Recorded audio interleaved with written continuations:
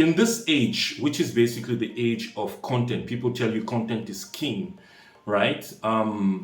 Even though content is king, I mean, my view is are a little bit different. But anyway, so in this age of content creation, how is it that some influencers still find a way to create lazy content?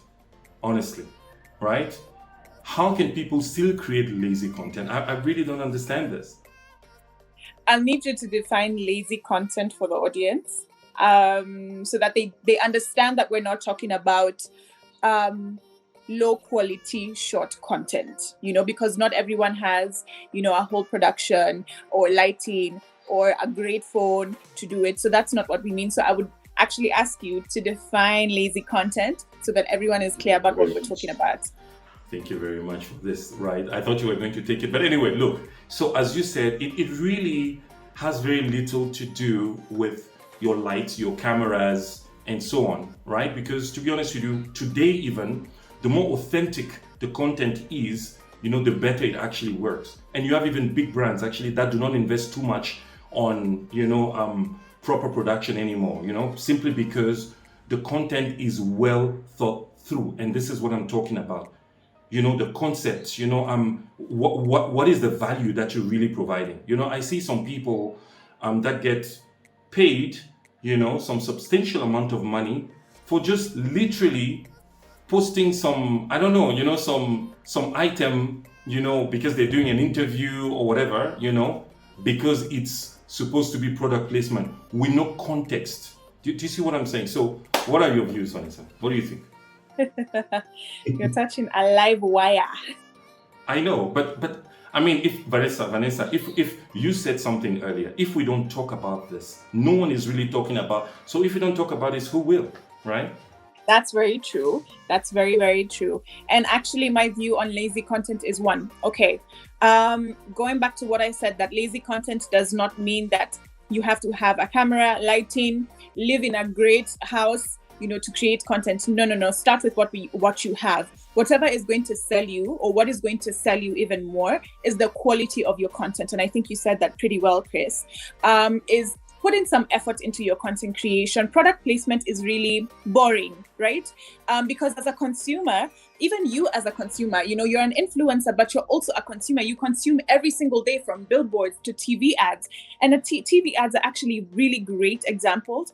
TV ads don't just place products and say, hey, buy this, and that's a really, really nice shot. But have you showed me how to use that product? Have you educated me about the product? And I think a very important step that influencers jump when they are going into a campaign is the education part. You need to educate your audience on what this product is about. What are the benefits of it? How do you best use it? Where does it come in handy? If it's a service, the same thing. Also, where can I purchase it? How much is it? Should I look out for bootlegs, and how do the bootlegs look like? Things like that. You need to really, really spend time in the education phase. And the education phase will never, ever give you room to do this and smile and move on. You know what I mean? If you're gonna do that, let that be a continuation of something. You probably teasing your audience that you're gonna be dropping some content, but let it lead to something. Let it not just be you and you just saying, happy Friday, friends. Sometimes it's a bit boring. The industry is gonna be so flat. And that's why you see, and I'm really going to mention names: Crazy Kenna, cartoon comedian Joy Candy, and so many other amazing people creating consistent content that's relatable.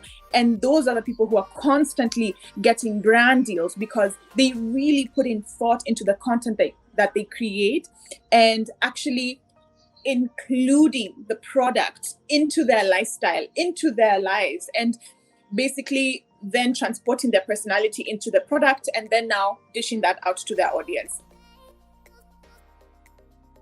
Boom. You see, Vanessa, I think I agree with what you've said. There's just one little thing that I might want to really maybe talk about. The fact that, you don't always have the leeway to do the education the way to do some sort of education the way you would like to. So let me go back again to this example where, let's say, for example, you're hosting a show and, so you have a guest, for example, like right now, right? Imagine, for example, that now I was selling, I don't know, whatever, maybe I was selling this microphone, right? So what happens really is sometimes you don't really have that opportunity to do some sort of education. But I think for me, I would expect at least for you to be smart enough and slick enough to create enough context for why the product is actually featured, visually on this thing, So let's say, for example, one of the easiest things to do would be, if you have a drink, obviously when you're hosting an interview, you're drinking or something, right? So that's easy. But if you're eating something, if let's say, for example, you're posting, I don't know, whatever, some, I don't know, mayonnaise, for example, right? And it's just basically just on the table, so what is it doing there? So little things like that, right? So I think people need to, so sometimes you actually have some sort of parameters that you're working with, and it's not very easy to go and necessarily, unless if, I don't know how you do that, but you need to figure out a way to create some context. And I don't know why brands really necessarily fall for that. I don't know. I think they're being told it's visibility, right? People see it, I guess, right? But as you said, influencer marketing, one of the strengths, and one of the real advantages of using influencer marketing is that you can educate, you can create a context, for the brand and for the product, right? So anyway, so that's the one thing I wanted to add. And I see your eyes going in different directions. Usually means that you're thinking of something as well. So I'm always thinking. I'm a scatterbrain. As much as we also call it lazy content, I do believe that it has a place in advertising. Fair enough. You know what I mean? Because you want your brand name to constantly remain top of mind to consumers. Yes. And this is also the same concept I tell influencers. When you want to get the attention of a client, or you want to join the influencer space and start getting brand deals, use products, show people what you have to offer, and keep doing it until somebody notices. You know what I mean? Don't just sit and wait for a brand to come and approach you, for you to start creating content, or you starting to tell people about a product that you actually enjoy using. And the reason you do that, even if in a year a brand will not approach you, and this is a brand you constantly be talking about, you will remain top of mind the day that brand has a campaign in mind. It's the same principle. Brands need to find ways to constantly remain top of mind to their consumers. The problem comes in when this is the only thing you're doing as an influencer, right? Posting a picture or two with the product, probably announcing that you have started working with this particular brand. Educate us more on the caption.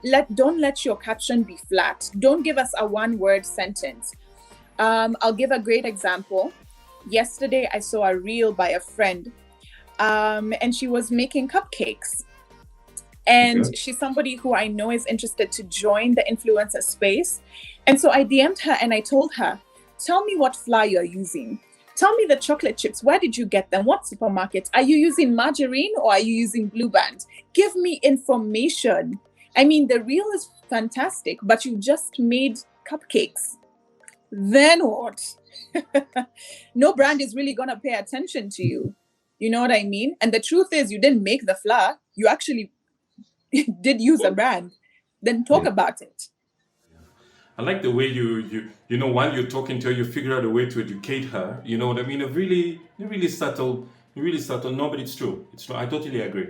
Anyway, guys, so unfortunately, guys, we cannot have 2 hours for this. This is even supposed to be really shorter than what it is that we recorded.